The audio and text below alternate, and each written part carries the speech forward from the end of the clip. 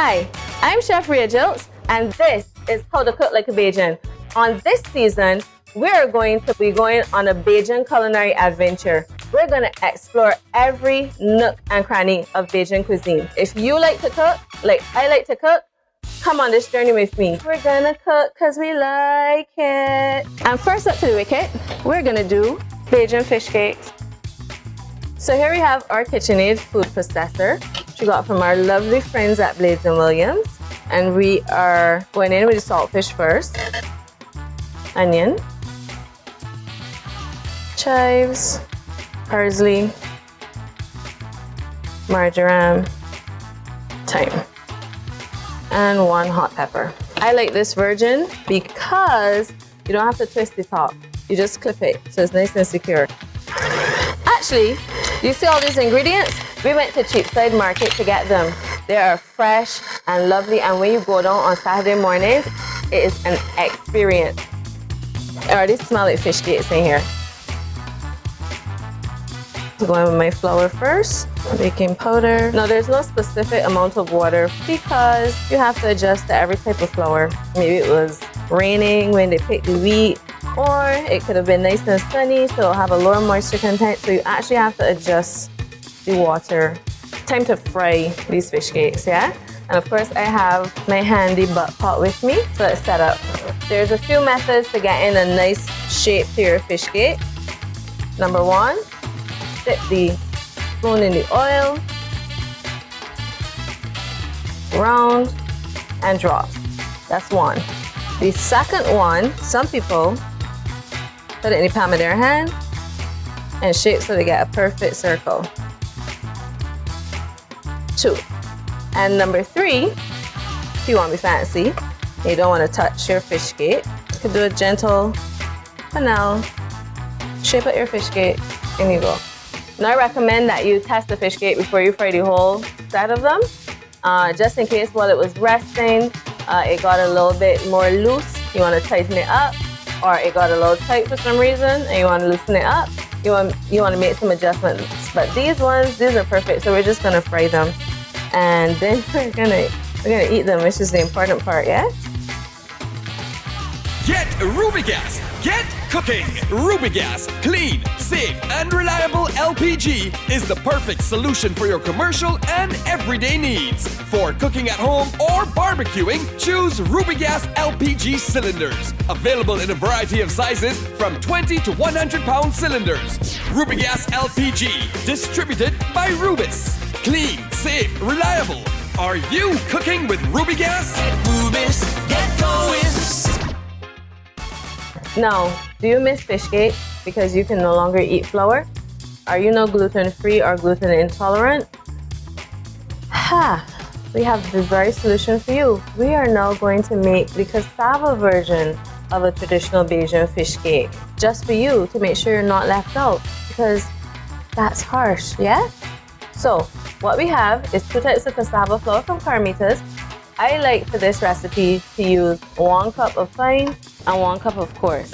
You can also either use 1 cup of grated instead of the coarse cassava flour, or you can use 1 cup of cooked cassava. It's a very versatile recipe, but you're going with 2 cups regardless of what you're using, yeah? So, we're gonna go in now. So we're gonna make these gluten-free fish cakes now. Let's get everything in.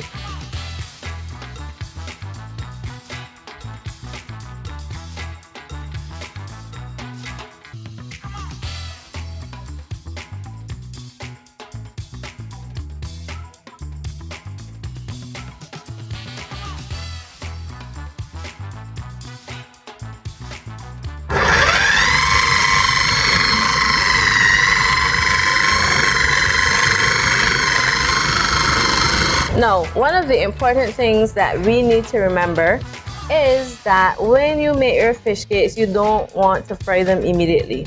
So you need to make your fish cakes a minimum of 1 hour before you're gonna fry them. Salt in the fish cakes causes water that's like present that you put into the batter, and also that's present in things like the onions and whatnot to like ooze out. So what happens is you need to let it sit. It allows the gluten strands in the batter to relax, and it also allows the water to spring. So what you can then do is, before you fry, adjust your batter, having successfully infused the flavor through the entire thing.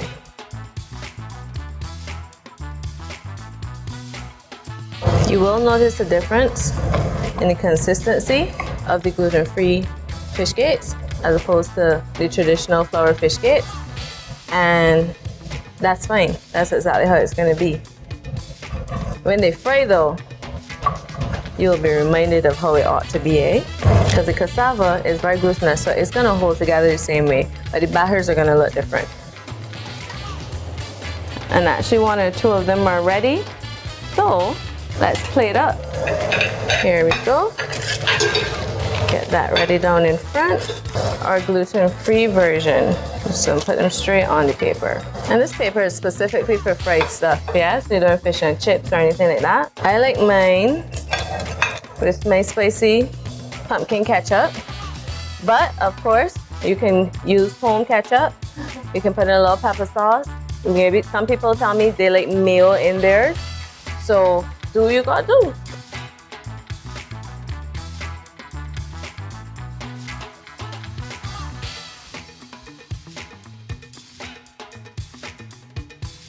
So we got some nickel salt bread. Yeah. Handy dandy fish cakes. We'll put them on that side. We're gonna put some anchor cheese in it. Look at that. It's not bread and two. Put some home hot sauce and a little ketchup.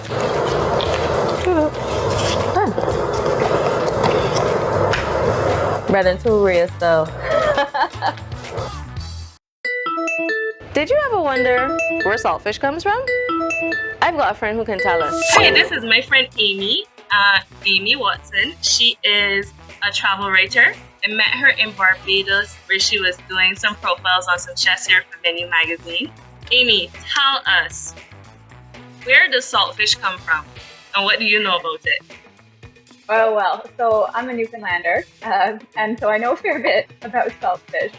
Basically, the story is that when European colonizers were coming over to North America, 1497, they discovered tons and tons of cod, like massive cod, just like buckets of cod. They would just lower off the boat and pull up these giant fish. And so to preserve it and to ship it back to Europe, they would salt it. They would dry it, these huge fillets, and they would just set it up with tons and tons of salt, and that would preserve it, and they'd be able to trade it back to Europe or just to the Caribbean, wherever they were trading for the next hundreds of years. And there were wars, there were all these like political reasons why it was really popular at different times, like people needed food that was preserved, and then eventually people started staying in Newfoundland over the winter. Originally it would freeze up. Originally, they only went to Newfoundland to catch this cod, and no Europeans lived there. And then eventually they created a colony based basically on what you call bacalhau, and we call saltfish. Yeah, so and Portuguese call bacalhau, and we call both. We call it both. So the economy, or your whole society, was kind of created by saltfish. It was saltfish and rum. Saltfish and rum. You don't have sugar cane. So how's the relationship between, how did the relationship between the Caribbean and Newfoundland, how did it develop then? So Newfoundland had all this fish, which was really cheap protein, and it could be kept in a really warm environment. So they would start shipping it down to the Caribbean and trading for molasses mostly, or for rum that was produced in the Caribbean and then brought back up. So we weren't even distilling the rum up in Newfoundland. So Newfoundland ancestors weren't. We're already doing international trade. Yeah, all the way back. Exactly. Okay. And we both thought we got a great deal. I know.